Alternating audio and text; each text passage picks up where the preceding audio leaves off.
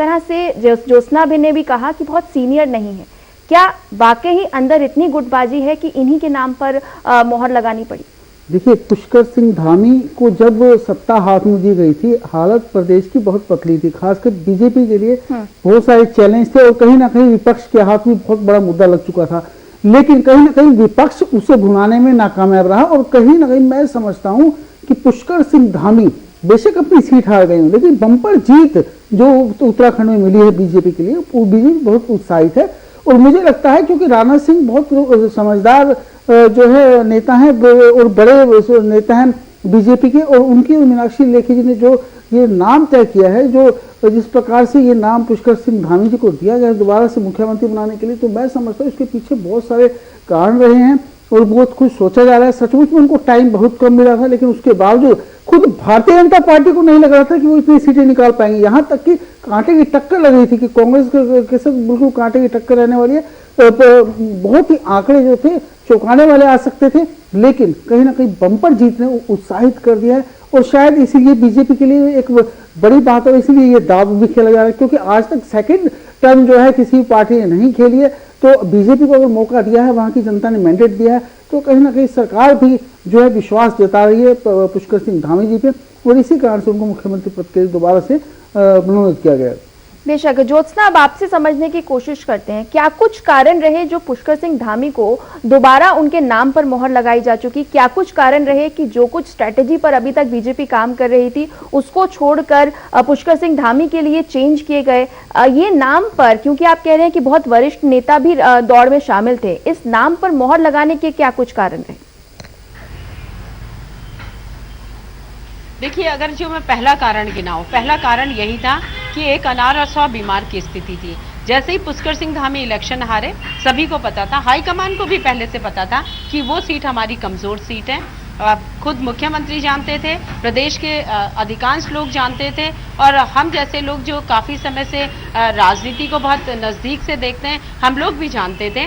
हाँ, हमें ये था कि मार्जिन कम होगा, क्योंकि अब वो मुख्यमंत्री बन गए हैं तो शायद इस बार मार्जिन कम होगा, 1-2 हजार के बीच में हार जीत का फैसला होगा, लेकिन मार्जिन काफी ज्यादा रहा, 7,000 से ज्यादा रहा।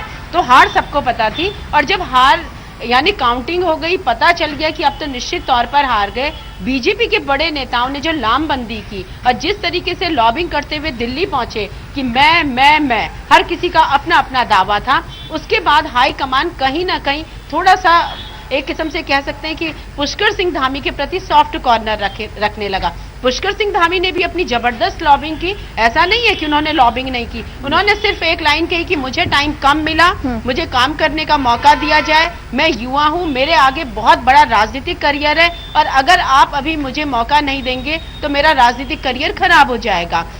मैं मुख्यमंत्री बना, मैं प्रदेश में घूमता रहा, मैं अपने क्षेत्र में ज्यादा ध्यान नहीं दे पाया, इस तरीके की दलील उनकी तरफ से भी रखी गई। पुष्कर सिंह धामी का जो सबसे प्लस पॉइंट रहा है वो मृदुभाषी हैं, और सामने वो हर किसी को एक लिहाज करते हैं, सम्मान देते हैं। वो अलग बात है कि राजनीति में टांग खिंचाई चलती रहती है, इस इलेक्शन में भी साफ दिखा। हालांकि अब जीत के साथ बहुत सारी चीजें दब गई हैं, लेकिन दबे सुर में अब भी कहा जाता है कि धामी को हराने में किसका हाथ था, कौशिक को घेरने में किसका हाथ था, धामी के सहयोगियों को हराने में किसका हाथ था। और बीजेपी में तो भीतरघात के आरोप कई जो कैंडिडेट थे उन्होंने खुलकर लगाए हैं और बड़े वरिष्ठ नेताओं पर लगाए हैं। तो बीजेपी में ये सब कुछ चला है।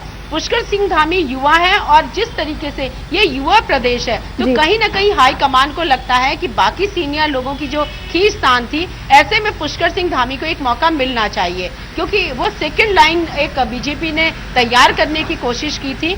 अगर वो हार गए हैं तो इसके बावजूद मौका मिलना चाहिए। और हमारे तो सूत्र ये भी कहते हैं कि पुष्कर सिंह धामी को मौका भी इस कारण मिला है कि उनको रिजल्ट देने को कहा है। अगर परफॉर्मेंस और रिजल्ट में कोई चूक होगी तो इसमें कोई दो राय नहीं कि जैसे पिछली सरकारों में हुआ वैसा अब भी हो जाएगा। बेशक ज्योत्सना, आप जिस तरह से अंदर की खबर देती है और जिस तरह से सब बातें सामने आती हैं, तो मनोज जी का रुख कर लेते हैं और उनसे समझने की कोशिश करते हैं। सर, गुटबाजी है, ये बार बार बात की जा रही है, और मौका भी इसी प्रॉमिस के साथ दिया गया है कि परफॉर्मेंस उस तरह की होनी चाहिए। और नाम मैं अब अपना जानना चाहूंगी, जैसे ये सीनियर लीडर्स को आपने मुख्यमंत्री पद नहीं दिया, तो कुछ और पद के साथ उनको समझौता करना होगा, और क्या उन पदों पर रहकर वो पुष्कर सिंह धामी को सपोर्ट करेंगे, उनके साथ जिस तरह से साथ में एक टीम बनकर काम करेंगे, इसके बारे में क्या कुछ कहना है आपका? नवजोत बिल्कुल सपोर्ट करेंगे और करना पड़ेगा। देखो रीजन क्या है कि ट्रेन इंजन से चलती है, ऐसा नहीं है कि हर डिब्बे को अगर हम पावर दे दें तो वो चीजें अगर पावर सेंटर आप डिवाइड कर देंगे तो चीजें खराब हो जाएंगी। तो प्रदेश में पावर सेंटर एक ही होना चाहिए, प्रदेश का पावर सेंटर पुष्कर सिंह धामी।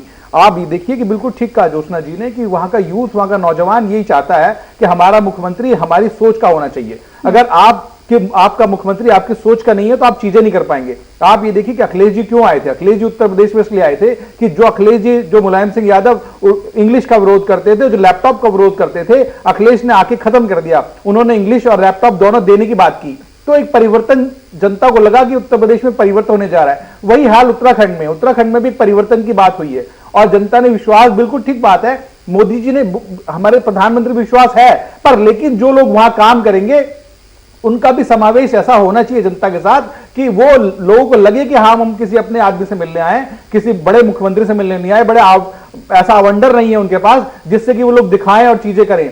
और पुष्कर धामी जो बड़े सौम्य व्यवहार के आदमी हैं, वो पूरा सम्मान देना जानते हैं, पूरा इज्जत देते हैं, चाहे वो नेता हो चाहे जनता हो। बेशक अपना चुनाव हार गए, कोई बात नहीं, पर लेकिन उन्होंने पूरे प्रदेश में दौरे किए, चीजें की, और मुझे नहीं लगता इस पूरे भारतवर्ष में कोई ऐसी पार्टी है जहां गुटबाजी। लेकिन आपने जब बात की कि वो चुनाव हार गए, वो बहुत लाइटली आपने कहा कि वो बेशक चुनाव, लेकिन जब आप प्रचार कर रहे थे, जब उत्तर प्रदेश का आप लगातार जिक्र कर रहे हैं, तो आपने अखिलेश की सीट के लिए कहा था कि आप ये सीट हरा दीजिए तो आप मान लीजिएगा कि उत्तर प्रदेश में आप चुनाव जीत गए हैं। जब आप बंगाल में गए थे तो ममता बनर्जी की सीट के लिए भी आपने यही बात कही थी कि आप उनको उनकी सीट पर हरा दीजिए तो मान लेंगे कि वो सारी सीटों पर हार गए। तो ये कॉन्ट्राडिक्टरी बयान क्यों दिए जाते हैं? ममता बनर्जी तो चुनाव हार गई थी ना जी, नहीं, बेशक वो चुनाव हार गई थी, तो लेकिन इसी चीज को आप कह रहे हैं बेशक वो चुनाव हार गए लेकिन जनता ने उन्हें अपनाया है। ये कॉन्ट्राडिक्टरी स्टेटमेंट लेकर मैं आपसे सवाल क्या है, उनके पास समय नहीं था, समय कम था, कार्यकाल छोटा था, जिस कार्यकाल में वो अच्छा काम कर सकते थे। और अभी भी पूरे 5 साल जब वो काम करेंगे, बिल्कुल ठीक बात है, अगर अच्छा काम नहीं करेंगे तो हटा इनको भी दिया जाएगा। ऐसा नहीं है कि एक बार बना दे तो दोबारा नहीं हटा सकते। अगर जनता संतुष्ट नहीं होगी, पार्टी के पदाधिकारी संतुष्ट नहीं होंगे तो इनको भी हटाया जा सकता है, पर मुझे लगता है कि 5 साल कंप्लीट पूरे करेंगे। बेशक मनोज जी ने कहा कि उम्मीद यही है कि परफॉर्मेंस के बेसिस पे रहेगा और अगर परफॉर्मेंस नहीं हुई तो उनको भी बख्शा नहीं जाएगा। रवि जी, आपसे समझने की कोशिश करते हैं, जिस तरह से ये समारोह की अगर अब बात की जाए, जिक्र किया जाए, तो कुछ अलग करने के लिए बीजेपी जानी जाती है और आज समारोह में हम देखेंगे क्योंकि इतिहास रचा है तो समारोह भी उसी तरह का ग्रैंड होगा। इसको लेकर क्या कुछ कहते हैं? देखिए, मैं इस समारोह में सबसे पहले ये देखना चाहूंगा कि टीम कौन सी आ रही है, क्योंकि गढ़वाल और कुमाऊं के बीच का गैप जी इस बार बीजेपी को दूर करना है, बहुत बड़ी एक समस्या है वहां के लिए। और ये जो टीम अब 11 इनके साथ आने वाली है उसके में किस किस को शामिल किया जा रहा है, वो अपने आप में चौंकाने वाला हुआ, क्योंकि फिलहाल जो है पुष्कर सिंह धामी के पास सिर्फ समस्याएं लोकल पब्लिक की तो है ही है, वहां की जो अपनी टीम जो अब खड़ी करनी है इन्होंने, वहां के बीच का जो गैप है, वहां के नेताओं के बीच की जो दूरी है, वो किस प्रकार से दूरी को दूर कर पाएंगे, क्या उसमें कुछ नया दिखने वाला है, क्या कुछ नया चौंकाने वाला है, तो ये सब इस बार मेरे को लगता है कि देखने का दिलचस्प रहेगा। बेशक, तो टीम को लेकर ज्योत्सना लगातार जिक्र किया जा रहा है। ज्योत्सना, आपसे समझना चाहेंगे क्या कुछ ऐसे नाम होंगे क्या, और साथ साथ चुनौती अंदर से भी है और बाहर से भी, क्योंकि कांग्रेस के साथ साथ अब आम आदमी पार्टी ने भी जो कुछ वादे किए हैं तो जनता भी उम्मीद करेगी कि जो सपने उनको दूसरी पार्टी ने दिखाए हैं, क्योंकि आपको मौका दिया गया है तो आप उन सपनों को पूरा करिए। तो क्या कुछ चुनौतियां रहेंगी अंदर से भी बाहर से भी? ज्योत्सना, आपसे समझने की कोशिश करें।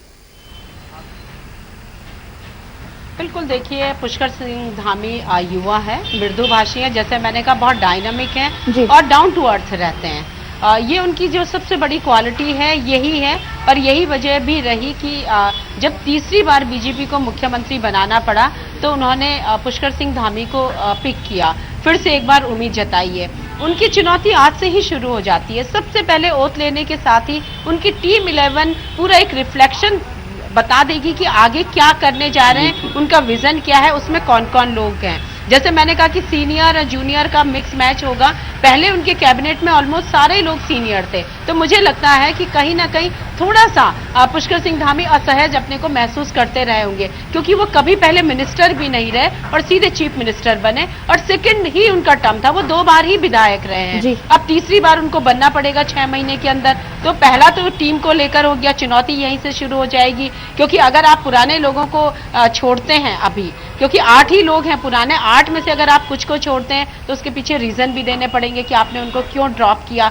नए चेहरे आप किन्हें अपनी टीम में लेना चाहते हैं, क्योंकि बीजेपी में इस समय बहुत सारे नए चेहरे आए। अब मैं आपको बता दूं कि कम से कम 1.5 दर्जन जो विधायक हैं वो कांग्रेस बैकग्राउंड के समय बीजेपी में जीते हैं, तो आप समझ सकते हैं। और 9 लोग तो सीधे सीधे विजय बहुगुणा ग्रुप के हैं, यानी विजय बहुगुणा के साथ जो लोग आए थे या विजय बहुगुणा ने जिन लोगों को सपोर्ट किया था वो लोग हैं। तो ऐसे में बहुत बड़ी चुनौती है अपनी टीम को ही बनाना, और केवल 11 लोगों की टीम बनानी है। आप सोचिए कि 47 में से 11 लोगों को पिक करना आसान नहीं है। और जैसे आपके सामने जो बैठे हुए थे वो कह रहे थे कि गढ़वाल कुमाऊं का गैप, गढ़वाल कुमाऊं के साथ साथ यहाँ तराई भी है जी, तीनों का सामंजस्य बिठाना बहुत आसान नहीं होता है। अगर आपके रिजल्ट की बात करें तो बीजेपी को जबरदस्त सफलता मिली है गढ़वाल रीजन में। अगर मैं गढ़वाल संसदीय सीट की बात करूं, 14 विधानसभा सीटें गढ़वाल संसदीय सीट में, 13 सीटें सीधे सीधे बीजेपी को मिली हैं। टेहरी लोकसभा सीट की बात करूं तो 14 में से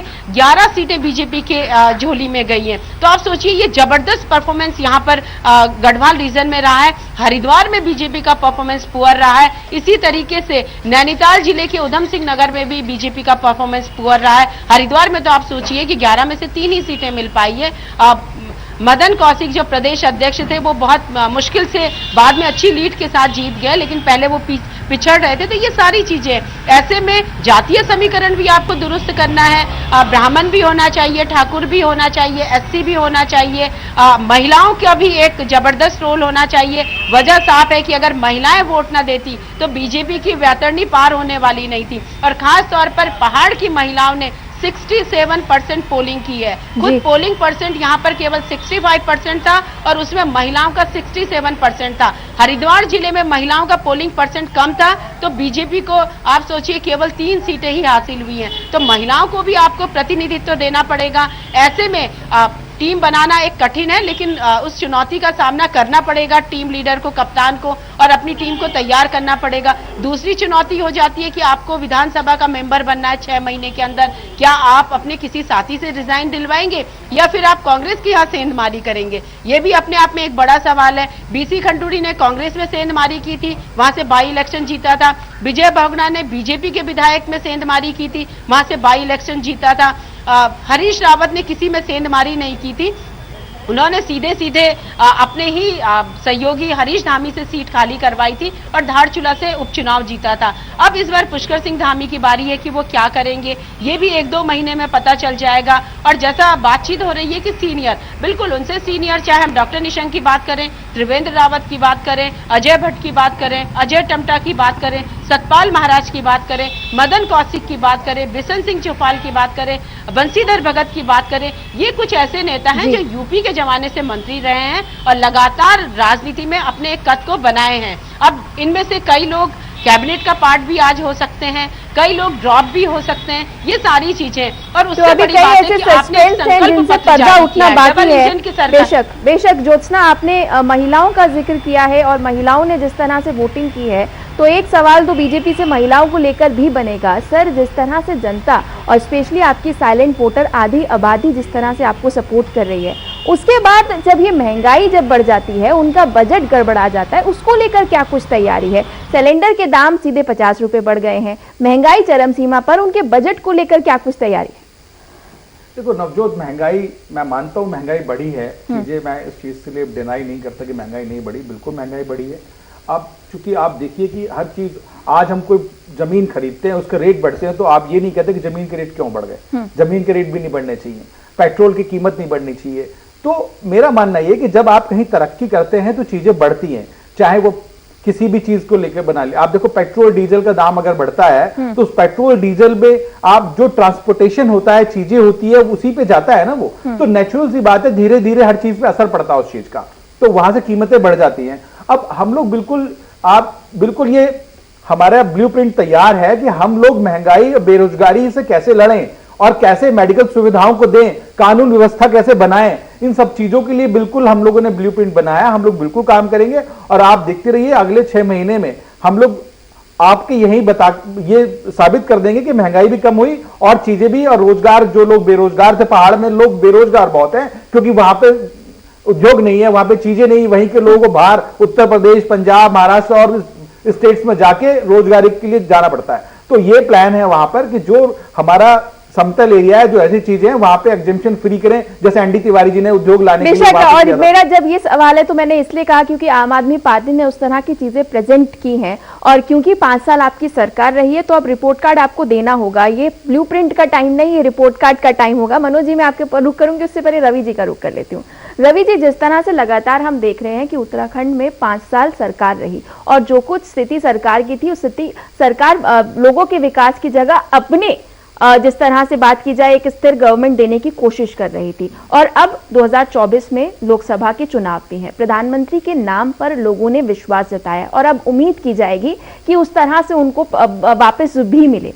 क्या कुछ टारगेट्स रहेंगे, क्योंकि महिलाओं ने बम्पर वोटिंग की है, ज्योत्सना का जिस तरह से कहना है, और अगर बात की जाए महंगाई की, अगर बात की जाए बेरोजगारी की, तो वहां पर ये बड़े मुद्दे हैं और केजरीवाल के प्रचार के बाद ये बहुत ज्यादा उजागर भी हो गए। क्या कुछ तैयारी रही? देखिए, मुझे लगता है जिस प्रकार से अभी बीजेपी के प्रवक्ता हमारे श्री मनोज जी बता रहे थे कि सबसे बड़ी समस्या बेरोजगारी और जो है महंगाई तो है ही है, पलायन की समस्या, जो दूसरे राज्यों में जाके रोजगार के लिए अपना उत्तराखंड छोड़ के दूसरे राज्यों में जाके काम करना पड़ता है, ये बहुत बड़ी समस्या है। इसके लिए बहुत बड़ा ब्लूप्रिंट तैयार करना पड़ेगा सरकार को, क्योंकि 2024 के लिए अभी बेशक से लोगों ने वहां पर बीजेपी पर विश्वास जताया है, लेकिन 2024 तक अब जो है, क्योंकि देश अभी कोरोना से निपटा है और इस प्रकार अभी आपने देखा जिस प्रकार से रशिया और यूक्रेन की लड़ाई चल रही है, उसका असर दिखना शुरू हो चुका है। तो आने वाले समय में इस महंगाई पर कितना कंट्रोल सरकार कर पाएगी, कितना रोजगार दे पाएगी, क्योंकि उत्तराखंड में सबसे बड़ी समस्या बेरोजगारी है। बेरोजगारी पर आप आज तक क्या पिछले 5 साल में आपने क्या किया, क्या नहीं किया, लेकिन अब आपको करना पड़ेगा, क्योंकि अब हालात पहले से खराब हो चुके हैं। पहले हालात अलग थे, लेकिन अब कोरोना के बाद, खासकर जब ये वैश्विक महामारी आई, उसके बाद से हालात बदतर होते चले गए। उसके बाद अब जिस प्रकार से वैश्विक वर्ल्ड वॉर की जिस प्रकार से हालात बन रहे हैं पूरी दुनिया के अंदर, इसके बाद जो महंगाई की जो हालात होने वाले हैं, उससे निपटने के लिए सरकार को बहुत बड़ी योजना बनानी पड़ी, खासकर उन इलाकों में, खास जिस प्रकार से आपने देखा उत्तराखंड जैसे इलाकों में जो कुछ टाइम पहले ही बने हैं, उसके बाद आज उनको एक नए जो है कहीं ना कहीं जरूरत है। वहां के लोगों को रोजगार की, बेरोजगारी तो बहुत ज्यादा है, चरम पर है। और सबसे बड़ी बात, जिस प्रकार से पलायन करना पड़ता है, दूसरे राज्यों में जाके काम करना पड़ता है, महिलाओं ने एक उम्मीद जताई है मोदी जी के नाम पर। अभी मोदी जी क्योंकि डबल इंजन की सरकार है, डबल इंजन की सरकार वहां पे किस प्रकार से क्या ब्लूप्रिंट लेके आती है, ये सरकार ये देखने वाली बात रही है। बहुत सारे चैलेंज है, अभी चैलेंज स्टार्ट हुए हैं क्योंकि लड़ाई चल रही है। तो ये जो ताजपोशी की जा रही है, ताजपोशी जो है वो कांटों की है और बहुत सारी जिम्मेदारियां, बहुत सारी चुनौतियों के साथ हैं।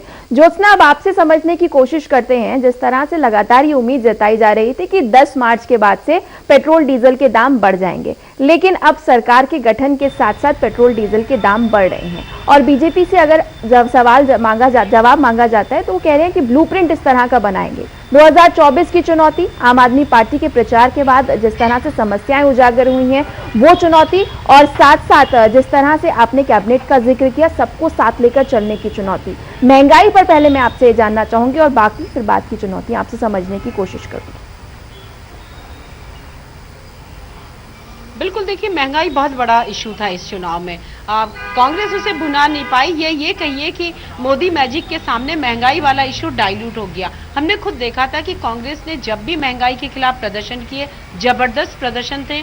महिलाओं से हमने इलेक्शन के दौरान जब बात की, वो महंगाई से त्रस्त थी। और उत्तराखंड में तो महंगाई वैसे भी ज्यादा बढ़ जाती है, क्योंकि यहाँ पर जो माल भाड़ा यानी बाहर से जो सामान आता है, उसमें जब वो ऐड कर दिया जाता है तो हर चीज की कीमत में बहुत ज्यादा इजाफा हो जाता है। तो लगातार महंगाई को लेकर यहाँ पर इशू रहा है। अब राज्य सरकार, नई सरकार बन रही है, कैसे वो महंगाई पर नियंत्रण करेगी, ये अपने आप में उसके सामने चुनौती है। और चुनौती मैं इसलिए कह रही हूँ कि राज्य की वित्तीय हालत बहुत अच्छी नहीं है, आर्थिक हालात पहले भी अच्छी नहीं थी, कोरोना के कारण वो और खराब हुई। राजनीतिक अस्थिरता के कारण कहीं ना कहीं जो एक कमांड होती है अर्थव्यवस्था पर, वो हमेशा कह सकते हैं कि कभी ट्रैक पे रही, कभी आउट ऑफ ट्रैक हो गई। तो इस समय राज्य की वित्तीय हालत बहुत अच्छी नहीं है। तो ऐसे में एक ऐसा प्रदेश जिसके कि अपने रेवेन्यू सोर्सेज बहुत सीमित हैं, वो केंद्र की ही योजनाओं पर, यानी कि जो विशेष योजनाएं होती हैं उन पर ज्यादा निर्भर रहता है, वो कैसे महंगाई पर नियंत्रण करेगा, ये अपने आप में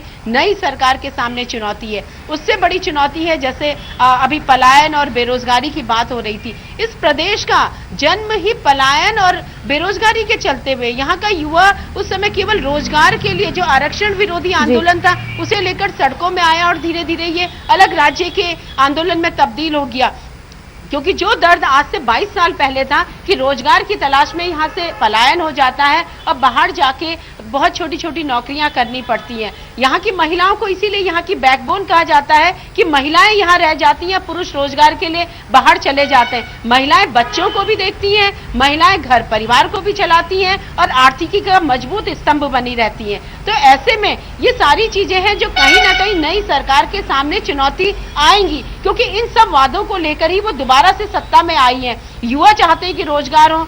सरकार ने, जो पिछली बीजेपी सरकार थी, जाते जाते कहा 24,000 सरकारी नियुक्तियां होंगी। हालांकि कुछ की विज्ञप्ति निकली है, लेकिन अभी चयन प्रक्रिया शुरू नहीं हुई है। और अब तो सरकार बन गई है, अब युवा उम्मीद करेंगे कि सरकार में हमको नौकरी मिलेगी। उद्योग धंधों में हमेशा बात होती है कि 70% राज्य वालों के लिए आरक्षण रखा जाए, लेकिन ऐसा होता नहीं है। अगर 70% किसी उद्योग में है भी तो वो संविदा पर है, डेली बेसिस पर है, लेकिन परमानेंट सर्विस नहीं मिलती है। तो ये ऐसे इशू हैं जिन पर अब सरकार को काम करना है। और सबसे बड़ी बात है जो राज्य की जनता ने उम्मीद की है, उम्मीद की वजह जो सबसे ज्यादा है वो है केंद्र में भी बीजेपी की सरकार और प्रधानमंत्री मोदी का होना। राज्य की जनता ये समझती है कि अगर कोई काम राज्य सरकार नहीं कर पाएगी तो केंद्र की मदद से वो काम हो जाएगा। राज्य में रोजगार के साधन भी उपलब्ध होंगे, राज्य में पलायन भी कम होगा और पर्यटन जो यहाँ की आर्थिकी का मजबूत आधार है वो भी पिछले 2 वर्ष से यानी कोरोना संक्रमण के कारण कहीं ना कहीं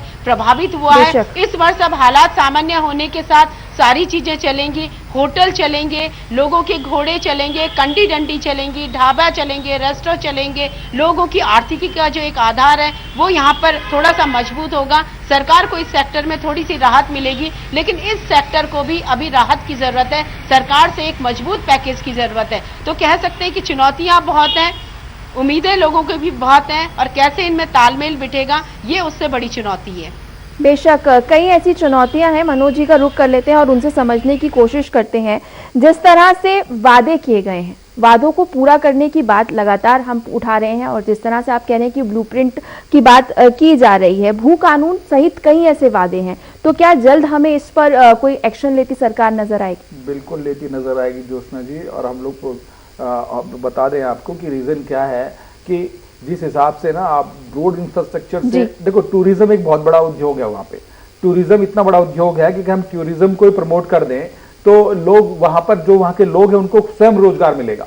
आप ये देखिए जितना रोड इंफ्रास्ट्रक्चर है, जितना चॉपर से जोड़ने वाली चीजें हैं, जितना वहां पे बढ़ाने वाली चीजें हैं, उनको बिल्कुल सरकार बिल्कुल तैयार है उन चीजों के लिए। और जो 24,000 नौकरियों की बात है ना, वो भी हम लोग तुरंत करने जाएंगे उसको। आप देखिए आज शपथ ग्रहण समारोह संपन्न हो जाएगा और मुझे लगता है कि पहली कैबिनेट की बैठक में हम लोग वो बिल्कुल उसको तैयार, आगे जो उसकी प्रक्रिया जो शिथिल पड़ी हुई थी उसको तेज करके उसको चालू कर देंगे। बिल्कुल उसमें बिल्कुल देर लगाने वाली बात नहीं है। लेकिन और 5 साल में जब नहीं हुआ तो कहीं ना कहीं सवाल उठते हैं। सवाल ये भी उठते हैं, रवि जी मैं आपका रुख कर लेती हूँ सवाल, क्योंकि बीजेपी से सवाल बहुत हैं, लेकिन एक बार स्थिति समझने की कोशिश करते हैं। देवभूमि की बात की जाती है, और क्योंकि कोरोना काल में पर्यटन पर असर पड़ा था और अब ये उम्मीद लोगों ने इसलिए एक मौका और दे दिया। लेकिन जिस तरह से हम देख रहे हैं कि 5 साल में जो कुछ कमियां नजर आई, क्योंकि कांग्रेस उतना स्ट्रांगली उसको उठा नहीं पाई, तो लोगों ने विश्वास जो है वो मोदी फैक्टर पर जताया है। तो पुष्कर सिंह धामी क्या उन वादों को जो जिस तरह से सरकार में किए गए हैं पूरे करने की क्षमता रखते हैं? देखिए 5 साल सरकार चली, 5 साल सरकार चलने के बाद अब दोबारा से लोगों ने मैंडेट दिया है, ये अपने आप में बड़ी बात है। कहीं ना कहीं उस जैसे ज्योत्सना जी ने एक बात कही कि एक बड़े पैकेज की प्रदेश को जरूरत है कहीं ना कहीं, क्योंकि हालात जो चल रहे हैं, अर्थव्यवस्था जो है बहुत खराब है। इसको वहां के लोगों ने समझा है, तभी भाजपा को वो मैंडेट दिया है, क्योंकि डबल इंजन की सरकार केंद्र से लाई गई योजनाओं का सीधा सीधा फायदा वहां के लोगों तक पहुंचे, इसके लिए ही कहीं ना कहीं बीजेपी को लोगों ने चुना है। लेकिन बात सिर्फ चुनौती यहां तक नहीं है। अगर 2024 की लड़ाई बीजेपी को जीतनी है तो वहां पे सचमुच में कुछ बड़ा पैकेज देना पड़ेगा और कुछ बड़ा काम भी वहां करने पड़ेंगे वहां लोगों के लिए, खासकर रोजगार को लेकर कुछ घोषणाएं हो सकता है। आज जिस प्रकार से शपथ ग्रहण समारोह कुछ बड़ी घोषणाएं हो सकती हैं, क्योंकि सरकार की सीधी नजर अब 2024 पर है। और तो इसको लेके मुझे लगता है कि कुछ ना कुछ योजनाएं, कुछ ना कुछ ब्लूप्रिंट तैयार किया गया होगा सरकार द्वारा, और उसकी घोषणाएं आज भी हो सकती है, जहां तक मेरा मानना है। लेकिन कहीं ना कहीं चैलेंज तो सरकार के सामने है, क्योंकि अगर उनको 2024 में की लड़ाई देखनी है, 2024 में अगर जंग जीतनी है वहां की, तो वहां के लोगों का जो विश्वास उन्होंने हासिल किया है उसको बनाए रखने के लिए बहुत कम टाइम बचा है। उसके लिए रोजगार सबसे बड़ी बात है। वहां की समस्या जो सबसे बड़ी है उसको ध्यान में रखते हुए सरकार को कुछ नए पैकेज वहां की गवर्नमेंट को दे सकती है। और खासकर जो योजनाएं हैं, मैंने पहले ये बात कही कि जो योजनाएं हैं, जो केंद्र से लाई हुई योजनाएं, उनका सीधा फायदा आम जन तक पहुंचे, यह सरकार की उपलब्धि हो सकती है। और खासकर शायद लोगों ने भी तभी मैंडेट दिया है क्योंकि ऑलरेडी केंद्र में और स्टेट में बीजेपी रहेगी, तो उनको फायदा सीधा सीधा मिलने की उम्मीद है। अगर वहां पर कांग्रेस या दूसरी पार्टी आ जाती तो शायद यह सब संभव नहीं था। और मुझे लगता है इसीलिए मैंडेट जो है लोगों ने खुलकर इतना बम्पर जीत बीजेपी को दिया, और बीजेपी को भी उस पर जो है कुछ ना कुछ करना जरूरी पड़ेगा।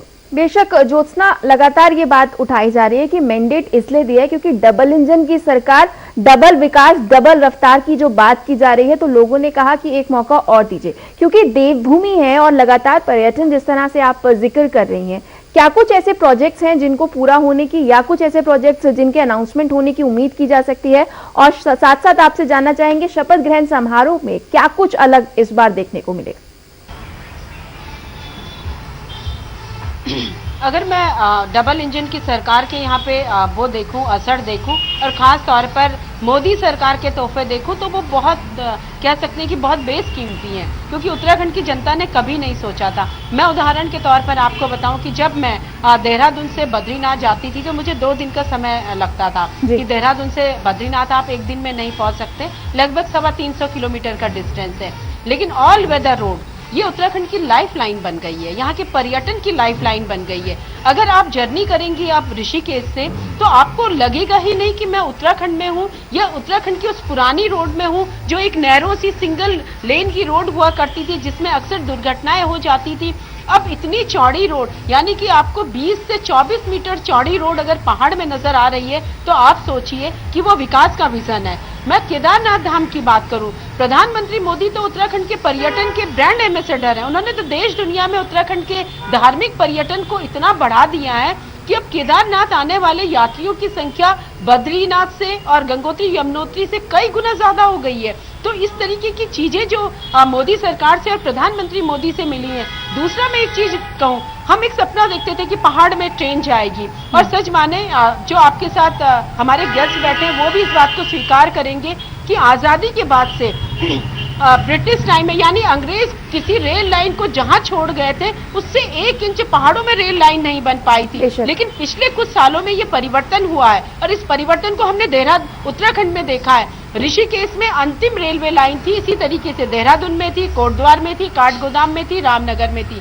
नैनीताल के लिए ब्रिटिश अंग्रेज चाहते थे कि रेल लाइन बने, नहीं बन पाई। देहरादून से मसूरी के लिए रेल लाइन चाहते थे, नहीं बन पाई। लेकिन आज ऋषिकेश से कर्णप्रयाग तक रेलवे लाइन बन रही है, और सच मानिए जब मैं उस रोड पर जाती हूँ और रेलवे की टनल और ब्रिज बनते हुए देखती हूँ, तो मैं भी एक बच्ची की तरह खुशी से उछल पड़ती हूँ, क्योंकि यकीन कर पाना बहुत मुश्किल होता है कि पहाड़ में ट्रेन जाएगी, और हमें तो अब उस वक्त का इंतजार है। हालांकि वो टारगेट ईयर 24 रखा गया है कि कब वो रेलवे ट्रैक बने और हम गंगा के साथ साथ पूरा बद्रीनाथ तक जाएं, यानी कि कर्णप्रयाग जो कमलेश्वर में लास्ट रेलवे स्टेशन है, वहां से 2 घंटे की भी जर्नी आपके बद्रीनाथ धाम की नहीं रह जाती है। तो इस तरीके के तोहफे केंद्र से मिले हैं, जिससे कहीं ना कहीं राज्यवासियों के मन में उम्मीद जागी है कि अगर प्रधानमंत्री का विजन इतना व्यापक है, जो न्यू केदारपुरी कॉन्सेप्ट है केदारनाथ का निर्माण जिस भव्य तरीके से किया गया है, जिसे देखकर अब हर कोई दंग रह जाता है कि किस तरीके से भगवान केदारनाथ वहां पर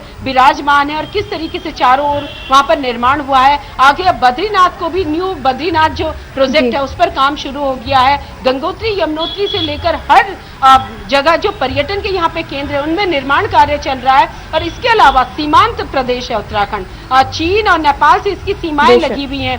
भारतमाला प्रोजेक्ट के अंतर्गत जो सीमांत इलाके हैं वहां पर रोड बनाई जा रही है। मैं आपको एक उदाहरण देती हूं कि मैं कैलाश मानसरोवर यात्रा पर गई थी और जो छोटा कैलाश है यानी कि ओम पर्वत और छोटा कैलाश की यात्रा पर गई थी। लिपू लेक तक मुझे जाना था। लिपू लेक के बाद चाइना बॉर्डर शुरू हो जाता है। मुझे 9 दिन का ट्रैक करना पड़ा था और लगभग 160 किलोमीटर का मैंने पैदल जर्नी की थी 10 दिन में। और आज का दिन यह है कि आप धारचूला से गाड़ी में बैठते हैं और सीधे आप नाभि ढांग तक जहां से ओम पर्वत के दर्शन होते हैं आप गाड़ी से जा सकते हैं। तो आप सोचिए ये परिवर्तन हुआ है। मैंने 10 सालों में ये परिवर्तन यहाँ पर देखा है। तो इस तरीके से सीमांत इलाकों को भी एक किस्म से रोड कनेक्टिविटी से जोड़ा गया जिससे हमारे सेना को भी फायदा हो और सीमांत इलाके में रहने वाले लोगों को भी फायदा हो, वो पलायन न करने पाए। इसके अलावा सीमांत इलाके के गांव में होम स्टे योजना चलाई गई है। उनको एक पर्यटन विलेज के तौर पर डेवलप किया जा रहा है कि लोग आए, देखें, उनके रहन सहन को देखें, किस आबो हवा में रहते हैं, क्या उनका खान पान है। तो बेशक यही बड़े कारण रहे हैं ज्योत्सना, जिस तरह से उम्मीद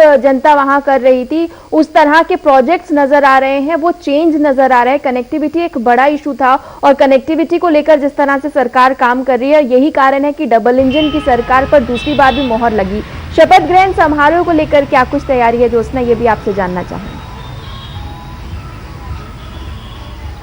आप बिल्कुल देखिए, अब आपसे कुछ देर बाद मेहमानों का आना शुरू हो जाएगा क्योंकि 2:40 पर शपथ ग्रहण समारोह का विधिवत कार्यक्रम शुरू हो जाएगा। 2:20 पर प्रधानमंत्री समारोह स्थल पर पहुंच जाएंगे। उनसे पहले केंद्रीय गृह मंत्री अमित शाह, राष्ट्रीय अध्यक्ष जेपी नड्डा, रक्षा मंत्री राजनाथ सिंह सहित कई कैबिनेट मिनिस्टर आ रहे हैं। उत्तर प्रदेश के मुख्यमंत्री योगी आदित्यनाथ, मध्य प्रदेश के मुख्यमंत्री, इसके अलावा हिमाचल के मुख्यमंत्री और अन्य प्रदेशों के मुख्यमंत्री भी यहां पर पहुंच रहे हैं। और कह सकते हैं कि अब वो चहल पहल शुरू हो चुकी है जिसका इंतजार सबको था। 3 पंडाल बनाए गए हैं। एक में संत महात्मा होंगे, दूसरे में राज्य आंदोलनकारी और राज्य के प्रतिष्ठित लोग होंगे। मुख्य पंडाल में खुद प्रधानमंत्री होंगे, उनके साथ तमाम वरिष्ठ नेता और मंत्री होंगे। यहीं पर ओथ सेरेमनी होगी। इसके अलावा जो महिला मोर्चे की कार्यकर्ता हैं वो उत्तराखंड के पारंपरिक परिधानों में वहां पर नजर आएंगी।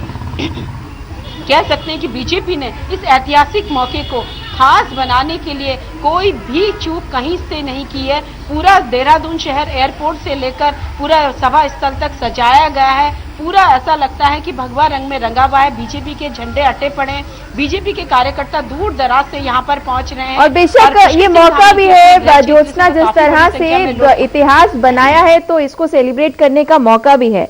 लेकिन मनोज जी, लगातार जिस तरह से मैं ज्योत्सना से सवाल पूछ रही हूँ और क्या कुछ फैक्टर्स रहे हैं जो आपके फेवर में गए हैं, जिस तरह से काम किया गया है, अगर केंद्र सरकार की बात की जाए, जिस तरह से प्रोजेक्ट्स लेकर आए हैं तो लोगों को उम्मीद है कि ये जो प्रोजेक्ट्स हैं इनको पूरा किया जाएगा और उनकी लाइफ में चेंजेस देखने को मिलेंगे।